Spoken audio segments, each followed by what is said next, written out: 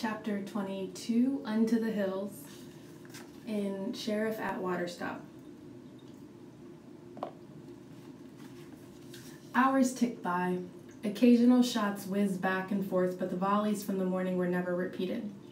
Sometimes somebody tried to sneak down along the path, but Brett or Joseph was always prompt to drive him back, and since Joseph's exploit of the morning, the outlaws seemed wary. In the daylight, they would be very wary anyway. But Brett knew that as soon as night fell, the outlaws could take better positions and surround the sheriff's band. As shadows from the slope across from them gradually fell across the patch of trees where they hid, Brett considered making another plea with Joseph about his soul.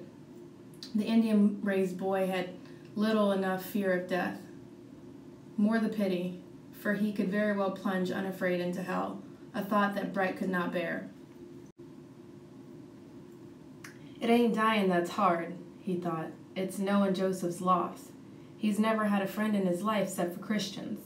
And now he's at least interested in the Bible and the gospel, and it looks like he's going to die just a few hours short of repenting and being converted. But then, maybe he won't die here. After all, God rules men, and he's the one that put Joseph in that fellow Micah's way, and then in ours. Brett never knew when he switched from thinking to praying about Joseph's life, but half an hour went by while he watched the path with one eye and prayed in the meantime. It was more shots from above that roused him. They have moved higher on the slope, Joseph said. Why? But suddenly they saw one of their attackers fall away from behind a tree where he had been crouched. That man's been hit, Pa began. The posse? Brett asked. Up there? Impossible. The posse'd have to come from the other way. They watched the wooded slope above them. More shots, then a shout. Throw down your guns, bandits. We've got you nailed in. Joseph's head came up. His eyes glistened. Brett glanced at him. Micah, he exclaimed. That was Micah. The blond boy nearly stood, but Brett and Pa pulled him down. You sit tight, or Micah will be coming back to your funeral, Pa exclaimed. How can you say that? Haven't we prayed for it? Don't you believe you're God anymore? He's brought Micah back. He must be alone, Pa mused, unless he came with the posse. He could have led him around in a circle to come in behind the outlaws. Yes, Micah could. He knows the mountains well, Joseph affirmed. But he might have come by himself if he came too late to catch the posse, Brett said. It didn't matter. Even one lone man perched on the top of the slope reversed the entire situation for the trapped men, and it tipped the numbers in their favor. A man from the slope came out with his hands raised and stood on the path. I've got you covered, Pa called. Where are the others? Only 2 left up at the cabin, he said, keeping his hands high. In another minute or so, 2 men came down the path, hands up, followed at gunpoint by a man Brett had never seen before, and behind him, Preacher. Pa stood up, keeping his rifle on their prisoner, but his eyes flitted over to Preacher. That's where he went, then, he mumbled, to get Micah for Joseph. God must have told him so after I prayed, Joseph added, and made him find Micah. I reckon so, Pa agreed. The light skin of Joseph's face had gone chalky white at sight of Micah. Micah quietly bunched the 3 men together and Pa covered them. Joseph and Brett came out from the trees in time to hear Preacher say, There's one fella up there with the hurt shoulder that I'll look after. Looks like he's been lying there all day. I reckon I know who did that to him, Micah said. He was a lean man, several years younger than Pa, with more than a few days' growth on his face, but soft blue eyes and something that suggested book learning. Joseph looked at him but said nothing. What's the matter? Brett whispered to Joseph. Ain't you glad to see him? But Joseph kept his eyes fixed on Micah. Micah turned to look at him and held out his hand. Howdy, partner. Joseph reached to take the hand, and suddenly Micah pulled him into a rough bear hug and said, We'll go back to the mountains soon enough. If you want. Everything's all right now. Micah, Micah. And Joseph started to cry. Brett gaped at him until a nudge from Pa brought him back to his manners. They herded the outlaws back toward the cabin to look for rope to tie them with.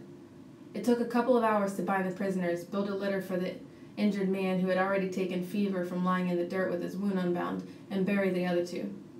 Preacher read scripture over the graves. The way of the transgressor is hard, and preached a little. Then he added, A Christian man is always sorry to kill another man, for any reason. But no Christian can allow any man to terrorize or wrong the innocent. These men were slaves of their greed and passion and hatred, and they have yielded their lives up to these cruel masters. So let us take heed of who has the rule over us. Then he prayed, and afterward they put their hats on, helped the prisoners mount, put the injured man in the litter between two horses, and mounted up. Reckon we'll meet that posse on the way back, Micah said with a snort. He had told Pa and Brett his story. Preacher had seen Joseph in the town and had ridden off to find Joseph's cousin and had heard the whole story. How the gold had been lost and Joseph was working to earn the money to leave and find Micah. Preacher had ridden out to find Micah and had brought him back just as the posse was starting out. He and Micah had joined the posse, and Micah, who knew the mountains, had guessed the exact place where the outlaws would go, but nobody would listen to him.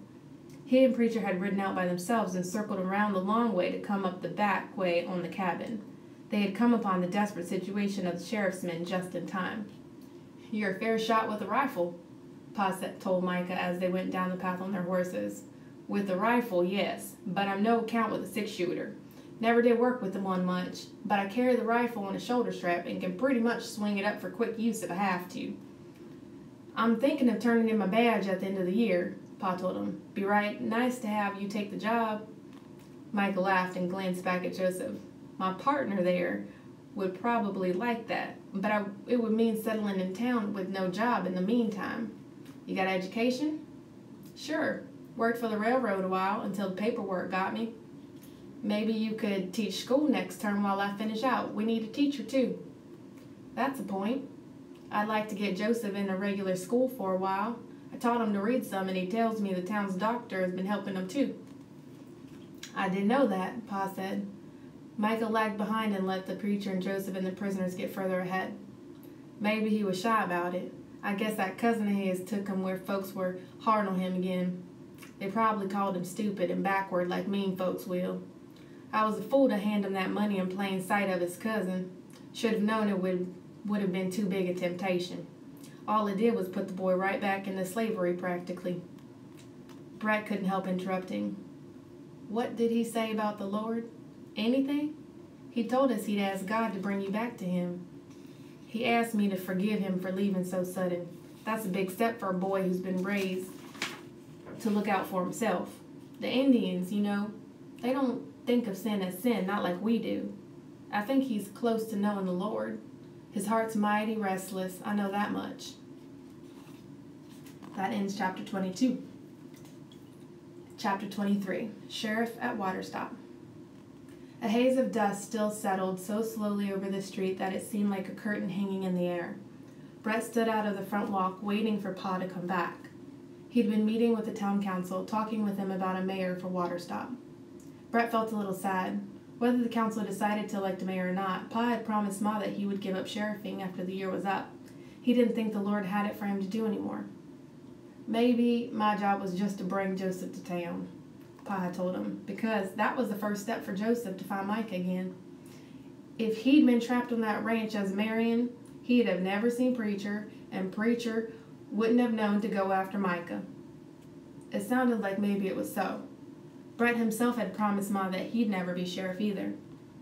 He'd learned up on the mountain that he didn't want to spend his days chasing outlaws and shooting back and forth with them. Deep down, he knew that God would never call him to the job. His thoughts were interrupted by Joseph stepping down from the plank sidewalk and coming up the walk to the house. The boy had new clothes that Micah had bought for him. These days, he was walking with his head a little higher, and whenever Brett saw him and Micah on the street together, Joseph would be talking in conversation with the man, free and easy like any other boy. 1 week had worked big changes.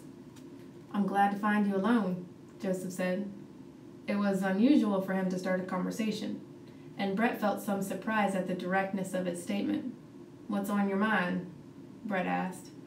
"I've been proud, sometimes, and angry, and I've gotten you in trouble. The time I threw the sickle at Barton, and you fought to help me. Now, I'm a Christian too, and I have turned away from these things." Brett straightened up in surprise at the quiet announcement, but after a moment all he said was, "I could sort of see that the good Lord was working on you." Joseph smiled. "I see it now, but I didn't then. Micah said it gave him a sweat to think of me being shot at, and knowing I had made my peace with God. Him and me both, Brett agreed. But while I was praying for you, I saw better what. You prayed for me? Sure. We were on the edge of getting killed. Joseph nodded. I must see your ma and thank her. She prayed for us too, and she has been good to me. He gave Brett a half smile. And after that, Micah says we must see Barton, to apologize first. Then, perhaps we could see about the money that was lost. Brett's eyebrows went up, but he didn't push the subject of Barton. He only gestured to the house. Ma's inside. Go on in. But say, Brett stopped him again. Micah make up his mind about sheriffing next year?